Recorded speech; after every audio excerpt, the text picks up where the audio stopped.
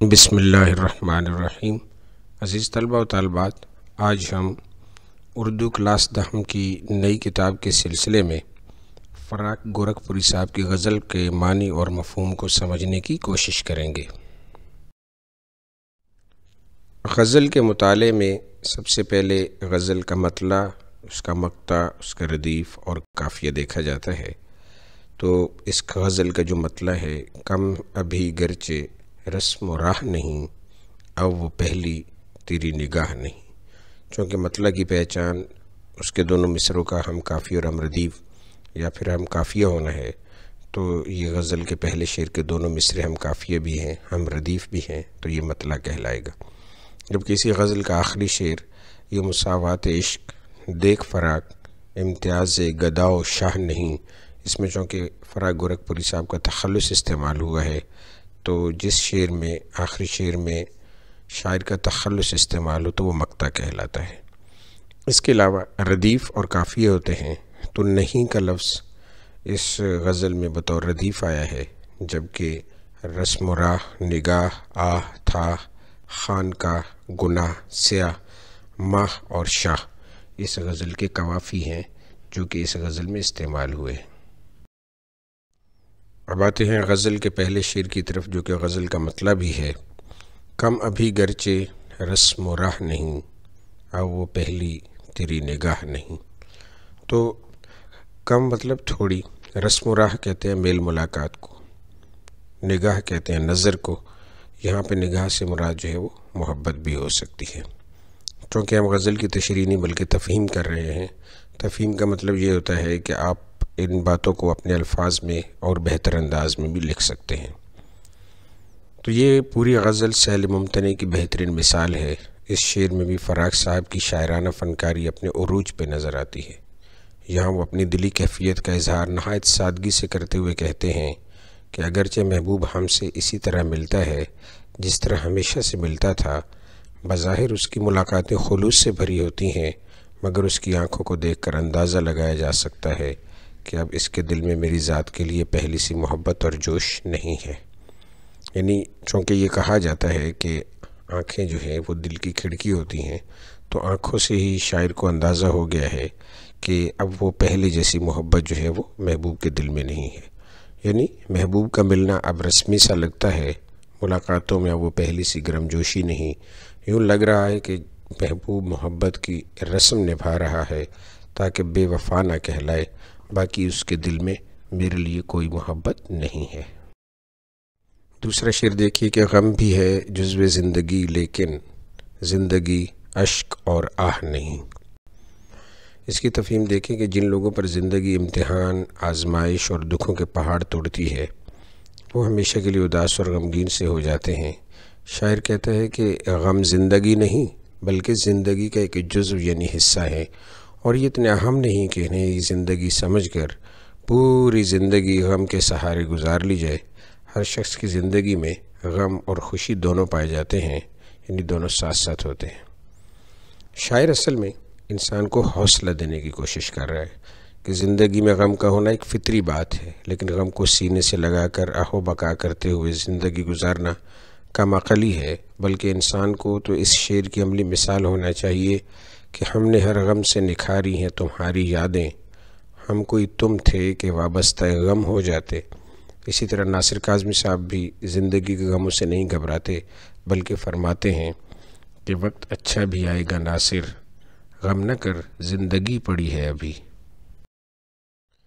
अगला शेर देखिए कि मौत भी ज़िंदगी में डूब गई, ये वो दरिया है जिसकी थाह नहीं। मौत और ज़िंदगी यहाँ पे सनत तज़ाद इस्तेमाल हुई है, अपोजिट हैं दोनों। और था कहते हैं गहराई को, जिसकी गहराई के मतलब वो नहीं है कि ये कितनी गहराई ये पैमाइश नहीं की जा सकती, यानी ज़िंदगी इतनी गहरी है। अब इसका मफ़हूम देखिए कि ये शेर मानवी खूबियों से भरपूर है, जो फ़राक गोरखपुरी की शायरी की पहचान है। इस शेर में शायर ने सनत तज़ाद का क्या खूबसूरत इस्तेमाल किया है, यानी मौत और ज़िंदगी। शायर इस शेर में ज़िंदगी को दरिया से तशबीह दे रहा है, यानी ज़िंदगी को गहराई में जाकर कोई न समझ सका। ज़िंदगी इस कदर गहरी है कि मौत भी इसमें फरामोश हो जाती है। ज़िंदगी की हकीकत के सामने भी मौत भी कोई अहमियत नहीं रखती। ये शेर शायर की गहरी सोच और फ़िक्र का गम्माज़ है कि शायर ज़िंदगी के इन हक़ाइक़ से भी आशना होता है जिन तक आम आदमी पहुँच भी नहीं पाता। इस शेर का एक मफ़हूम ये भी हो सकता है कि बाज़ लोगों के नज़दीक मौत का तस्वुर सबसे खौफनाक चीज़ है, जीने की ख्वाहिश इनमें शदीद होती है, लेकिन शायर का कहना है कि ज़िंदगी बाज़ औक़ात इतने दुख देती है कि मौत का गम भी इसके सामने हल्का लगता है। शायर ऐसे जीने से मरने को बेहतर समझता है। वो ज़िंदगी के कर्ब को मौत के कर्ब से बढ़कर समझता है ये दुनिया अमल की जौलांगाह, मैक़दा और खानकाह नहीं। है ये दुनिया अमल की जौलांगाह, जौलांगा मतलब मैदान, मैक़दा कहते हैं शराब खाने को, और खानकाह जो है वो इबादत खाने को कहते हैं, ज़िक्र करने की मखसूस जगह को कहते हैं, ज़िक्र इलाही की। अब इस शेर की तफ़हीम देखिए कि शायर इस शेर में तख्लीक़ इंसानी का मतलब आसान तरीन अल्फाज में समझाते हुए कहते हैं कि ये दुनिया अमल का मैदान है और अमल से ही आखिरत का फ़ैसला होता है। बक़ौल शायर के अमल से ज़िंदगी बनती है जन्नत भी जहन्नुम भी, ये खाक की अपनी फ़ितरत में न नूरी है न नारी है। फ़राक फरमाते हैं कि ये दुनिया तसलसल अमल से इबारत है, कोई भी इनाम या अज्र या जज़ा बग़ैर अमल के मुमकिन नहीं। हर राहत और सहूलत कोशिश से वाबस्ता है। ये मैक़दा और खानकाह दोनों ही ज़िंदगी में जमूद के इस्तिआरे हैं, यानी कुछ लोग सारी ज़िंदगी अय्याशियों में गुजार देते हैं और कुछ लोग इबादत में। वो कहते हैं कि ये दोनों यानी जमूद के इस्तिआरे हैं, ये इंसान को मुतहरिक नहीं करते हैं। यानी ज़िंदगी सिर्फ़ अय्याशी या फिर महज इबादत का नाम नहीं, ज़िंदगी गमों और खुशियों दोनों का मजमुआ है और दोनों को साथ लेकर चलने का नाम है। ज़िंदगी एक तरफ इबादत तो दूसरी तरफ मामलात का नाम भी है। कोई समझे तो एक बात कहूँ, इश्क तौफ़ीक है गुनाह नहीं। इसकी तफ़हीम में देखिए कि ये बैतुल ग़ज़ल का शेर है।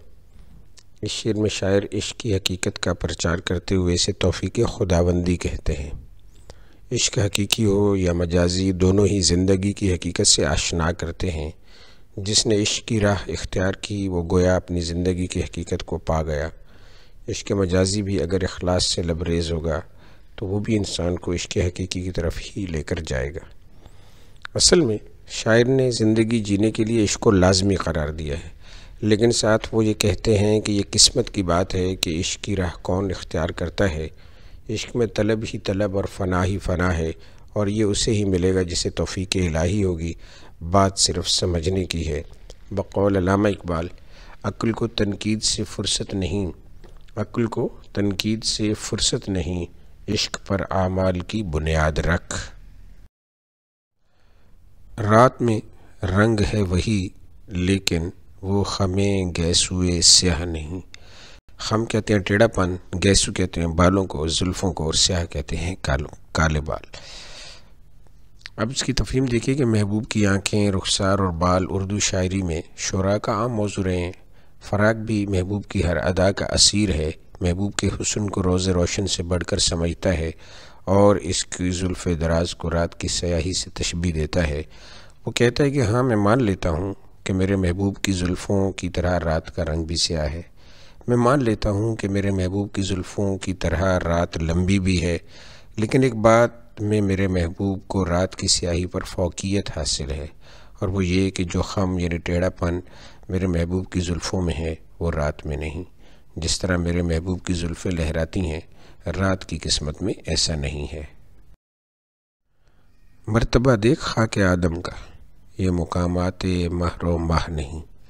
मर्तबा यानी मुकाम, रुतबा वग़ैरह। ख़ाके आदम मतलब इंसान, महर कहते हैं सूरज को और माह कहते हैं चाँद को, तो सनत तज़ाद। इसकी तफ़हीम में देखिए कि अल्लाह ने इंसान को अक़्ल व शऊर दिया है और यही चीज़ इंसान को अशरफुल मखलूक़ात बनाती है। इसका ये मर्तबा हर जिन्न व इंस, हर महर व माह से बुलंद है। शायर इस शेर में वाक़ई मेराज की तरफ इशारा कर रहे हैं कि मेराज का वाक़या दरअसल मेराज इंसानियत थी। ये चाँद, सितारे, कहकशां या जिन्न व इंस इस मेराज तक कभी नहीं पहुँच सकते। तो इंसान अगर इस कदर बुलंद मर्तबे का हामिल है तो इसकी ज़िम्मेदारियाँ भी सबसे ज़्यादा हैं।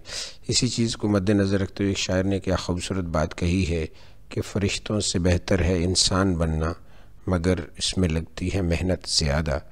इंसान को आली ज़र्फ़ और मुनकसिरुल मिजाज होना चाहिए। दुनिया को पुरअमन और ख़ूबसूरत बनाना चाहिए, एक दूसरे के काम आना चाहिए, वसाइल की तक़सीम में मुसावात को अपनाना चाहिए, यानी मर्तबा इंसानियत पर वही फ़ाइज़ है जिसे खुदा के बंदों से प्यार है। मक्ता देखिए कि ये मुसावात इश्क देख फ़राक इम्तियाज़ गदाओ शाह नहीं। मुसावात कहते हैं बराबरी को, इम्तियाज़ कहते हैं फ़र्क को, गदा कहते हैं बादशाह फ़कीर को, और शाह कहते हैं बादशाह को। तो गदा और शाह ये यहाँ पे मुतज़ाद हैं आपस में। तो इसकी तफ़हीम देखिए कि इश्क वफ़ा की दूसरी शक्ल है, और ये एक ऐसी सच्चाई है जिसे अमीर से गरीब, बादशाह से फ़कीर कोई भी अपना सकता है। इस पर किसी की इजारादारी नहीं। इश्क में मुसावात ही मुसावात यानी बराबरी ही बराबरी है। बक़ौल मौलाना हाली, कैस हो कोहकन हो के हाली, आशिकी कुछ किसी की ज़ात नहीं। इसी बात को फैज़ अहमद फैज़ ने इस अंदाज़ में बयान किया है कि मैदान वफ़ा दरबार नहीं, या नाम व नस्ब की पूछ कहाँ, आशिक तो किसी का नाम नहीं, कुछ इश्क किसी की ज़ात नहीं। तो गज़ल के मक्ता में शायर ने सनत तज़ाद के इस्तेमाल से इश्क की हकीकत को वाज़े किया है कि इश्क में किसी का ख़ानदान या हसब नसब नहीं देखा जाता, इश्क में ज़ात पात भी नहीं देखी जाती। इश्क में खुलूस, जज्बा और वफ़ा देखी जाती है, जो किसी में भी हो सकती है। Thanks for listening. इस वीडियो को लाइक कीजिए, इससे कमेंट कीजिए, और हाँ, इसको शेयर करना मत भूलिए ताकि आपके दोस्त अहबाब भी इस खूबसूरत वीडियो को सुन सकें और उससे फ़ायदा उठा सकें।